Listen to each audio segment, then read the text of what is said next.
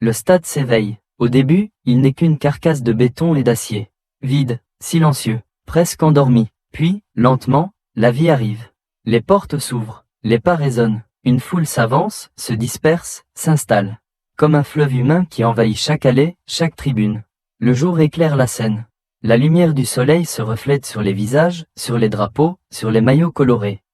Les discussions s'entremêlent, les rires éclatent, les chants commencent timidement, d'abord isolés, puis ils se rejoignent.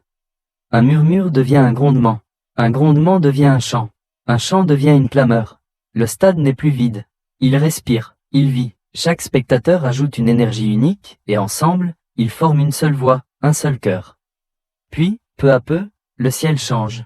Le soleil décline, l'air se rafraîchit, les ombres s'allongent sur la pelouse. Le temps ralentit, on sent que quelque chose se prépare. Alors, la magie commence.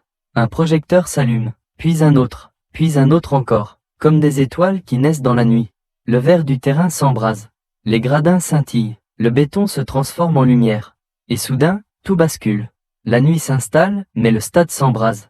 Les chants deviennent plus puissants, presque sauvages. Les applaudissements résonnent comme des coups de tonnerre. Chaque visage s'illumine, chaque couleur explose. Ce n'est plus seulement un stade. C'est une cathédrale de lumière et de son. Chaque voix est une prière. Chaque cri, une déclaration. Chaque battement de cœur, une offrande au spectacle.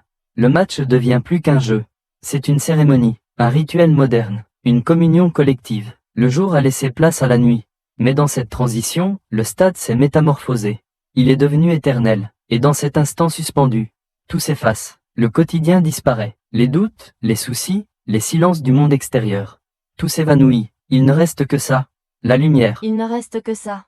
La lumière, la clameur, l'émotion brute. Ce lieu n'est plus une simple enceinte sportive. C'est un monde à part. Un monde où les inconnus deviennent frères. Où les chants portent plus loin que les murs. Où les nuits se gravent dans les mémoires comme des légendes. Et au petit matin, quand les gradins se vident, quand le silence retombe, il reste une empreinte invisible. Une énergie qui persiste. Comme si les murs eux-mêmes avaient appris à vibrer. Car ce n'est pas seulement le jour qui cède à la nuit. C'est une expérience qui dépasse le temps. Un passage, une transformation. Le stade devient une histoire. Et cette histoire vit en chacun de ceux qui l'ont partagée. Jour, nuit, silence, vacarme. Chaque instant devient éternité. Pause. Et vous, où étiez-vous quand les lumières se sont allumées?